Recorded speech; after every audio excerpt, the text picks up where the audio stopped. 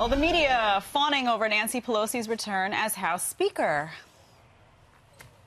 Nancy Pelosi, who is a historic figure, she's going to reclaim her position as Speaker, the most powerful woman in American politics. She is very openly, aggressively, consciously trying to send messages to women of all parties in a nonpartisan way and of all professions, all walks of life, that it is okay to be a powerful woman. Let us just take this moment and feel good about it and know that maybe things will get tough again tomorrow. But I just have a little bit better feeling about things right now as of this moment. The worst part of what will surely be the worst year of Donald Trump's life will probably occur in the House Judiciary Committee, which has jurisdiction over the impeachment process.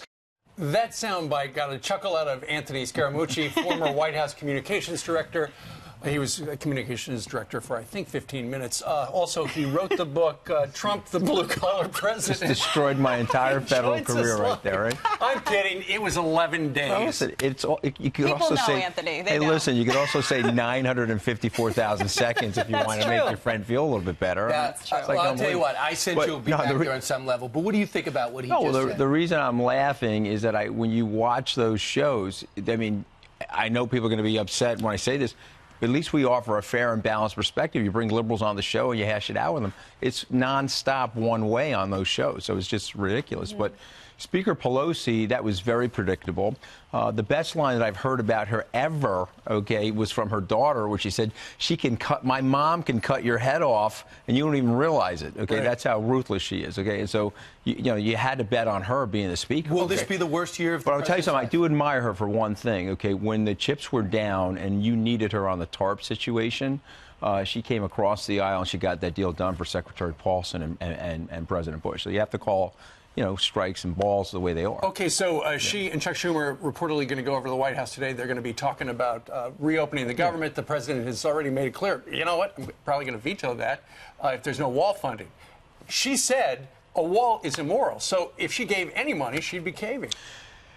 I think it's a bad setup for both sides, to be honest, because if you're one side saying it's immoral, they cave, now they look immoral, and the other side saying, we're not budging, and it's a $5 billion number, and you're looking at the entire totality of the government, and you're watching the volatility in the stock market. And I'll just send a message to my buddies inside the White House. The stock market's tied to psychology and investor psychology, but also CEO and deployment of capital psychology in the country. And so when you're doing this sort of nonsense inside of Washington, and the president would probably say, as a private citizen who was here at the Trump Organization, he'd be looking at this nonsense saying, hey, what are you guys doing? Let's cut it out, cut a deal, let's create a compromise so that we can keep the economy going. It's like we're up 28-0 in the fourth quarter of the national championship, and now it's 28-21 for no reason. So we've got an unbelievable situation in the country. The president straightened out the trade deals. The president's operated on a policy of deregulation, and in many ways, like the op-ed I wrote at the beginning part of the week, he's been quite bipartisan. Look at the prison reform deal. Look at the deal that he did to improve the technical training for the federal workers. Got passed 98-1 in the Senate. So the president's got a lot of bipartisan things on the table, a lot of great successes. Hey, guys, let's drop the ego and let's cut a deal here for the sake of the country. Yeah, but the question is, how do you compromise? The president promised people a wall. It was one of his chief campaign promises for years. It's one of the reasons he won, arguably, because he placed immigration first and foremost. And also, you have Democrats coming to the table. They're saying absolutely no wall. Nancy Pelosi thinks it's funny, talking about, we'll give him $1. They're making a big joke of it. They're not taking human trafficking, drug trafficking seriously. How do you bring these two sides together in that? Well, look, like somebody like Rand Paul said, that there's discretionary spending in parts of the government or perhaps even in the military that can help the president find his money for the wall. So I think the president, when I think about his political career, as short as it is, he's like a human Swiss Army knife. He'll pull something out of the toolbox there to get himself the wall. But let's compromise now, get the government back open, and let's stabilize these markets. There is no reason to be going through this right now. And it's very, very bad for investors. Let me tell you what happens. CEOs look around, they say, the government is a complete disaster. Let me slow down my capital investment spending. And all of a sudden, you start to see it in jobs data.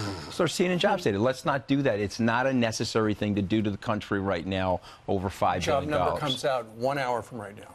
Yeah, I think the jobs data right now is quite good. And I think the biggest thing you could say about 2018 is wages at the bottom part of the country actually went up. And the president should be explaining to Speaker Pelosi at 11:30 this morning, by tightening the border, we're helping American citizens because you're taking all that slack out of the labor market. I would also that's great. That's great for America. I wonder if union workers will build a fence or build a wall. That would also help, too. It would. Yeah. It would. And so I'm hoping they get a compromise, though, today. And I'm not sweating the apple because I don't own Apple, but I don't like the market activity right here, Brian. That's true. All right. Mooch, thank you very much. Thanks for being here. Great to be here. I don't have permission to give him a nickname, to use a nickname. Everybody uses that. You can call me Mooch. Yeah, you never said that officially.